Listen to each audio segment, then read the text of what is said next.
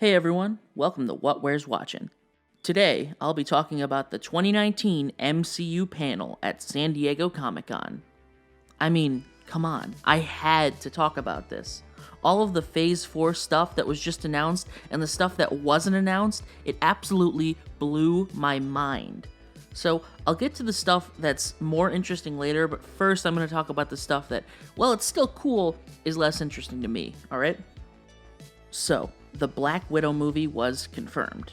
Yeah, we all knew that this was coming. Apparently, it takes place in both her past, exploring the events of Budapest, and it also has scenes set right after the events of Civil War.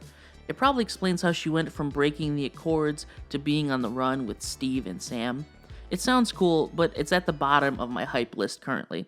I like to see Black Widow, but I was very happy with how things ended with her in Endgame, so I wasn't really interested in seeing more of her, but I'm sure it'll be good. So, next up, we're getting a Hawkeye Disney Plus show. Also, not a surprise, we knew it was coming, but it was nice to see them confirm that he will be training Kate Bishop as his successor. I really look forward to that. I think they're sort of building towards a young Avengers or new Avengers, which is really, really cool. Next up, Marvel What If? This is going to be an animated Disney Plus show, exploring potential Elseworlds inside the MCU. Now this is a really cool idea, but we don't know much about it yet. I'm excited to see where they take it. If you look really close at the logo for it, you can see there's sort of a zombie Captain America. I know they've discussed an idea where Peggy Carter is the one who takes the super soldier serum. That could be interesting. I really want to know what the animation is going to look like. That's what I'm most curious about, but there's so many different things they could do here. That's really cool. I'm excited for it. Loki. This is another Disney Plus show coming in 2021, and apparently it's focusing on the Loki from the split timeline in Endgame that stole the Tesseract and escaped. Not a whole lot to say about this one yet, but it will certainly be a lot of fun. Remember, this is post-Avengers Loki.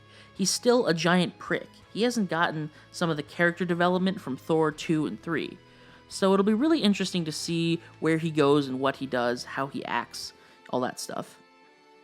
Okay, now we're starting to get into some of the cooler stuff. ShangChi, Legend of the Ten Rings. This title really got me. Yep, the Mandarin is real, and he's coming to the MCU. Everyone who complained about the Mandarin fake-out in Iron Man 3 can eat it, because we are getting the real thing in this film, and I am absolutely pumped for it. Can't wait. If the Netflix characters ever get a comeback, I'd love to see a Shang-Chi and Iron Fist team-up film in the future, but maybe that's just wishful thinking. We'll see. The Falcon and the Winter Soldier. We are getting Captain Falcon, everyone. This one really excites me. I cannot wait to see Sam Wilson take up the mantle of Captain America. The wings and the shield as a combo make for a really awesome fight style. It's going to be super cool. The action scenes are going to be great. And we get more Bucky too, which is awesome because I really want them to explore him moving on and finding his place in this new weird world without Steve. Oh yeah, and Baron Zemo is coming back as the villain. This is a huge deal if you're a comic fan, seriously. I am all about this. And at this point, we're at the stuff that I am super hyped about. The Eternals, created by the Celestials to protect humanity from the Deviants. This is going to be like a mix between Guardians of the Galaxy and Doctor Strange. It's a cosmic team-up with ancient characters who each embody really unique and cool personalities. Really, this one has a huge potential, but we know so little about it right now. I just want a trailer, then I can speak about it more in depth. So look forward to that. I'm really excited. Wanda, Vision. What? Scarlet Witch and Vision are back, somehow, and they're going on adventures. I have no clue how this is supposed to work, but I have a couple guesses. Before I get to that though, Monica Rambeau is in this series. Like the little girl from Captain Marvel, but all grown up. That was a twist I certainly was not expecting, to say the least. I wonder if she'll just be a civilian, or maybe she'll have the powers in the comics that she has when she becomes Photon. Anyway, I think Wanda will probably get Vision back by traveling the multiverse and finding an alternate version of him to come stay with her. This makes sense because the series ties directly into Doctor Strange in the Multiverse of Madness. Yeah. Wow. Okay, what? Apparently, this one is going to be a horror movie too, and Scarlet Witch is going to play a big role. I mean, this is just insane. Like, I knew we were getting a Doctor Strange sequel, but I didn't know how much I wanted it to be this until they announced it. Obviously, they're going to crank up the weirdness all the way to 11, and it makes sense that a character as powerful as Doctor Strange needs a strong enemy to fight. So why not put him up against the physical embodiment of nightmares? Oh man, this one is so exciting. I cannot wait until we get more information. And lastly, Thor 4, more Thor. Its actual title is Thor, Love and Thunder, and that's got to be one of the most 80s logos I have ever seen. I love it. Taika Waititi is back to direct, and it's obvious that he's leaning into the feel of the world he created in Thor Ragnarok. What's more interesting, though, is that Jane Foster is coming back to play female Thor.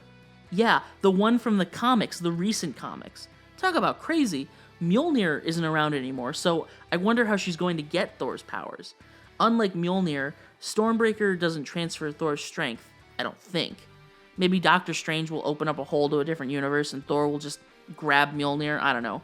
Either way, this one caught me by surprise the absolute most.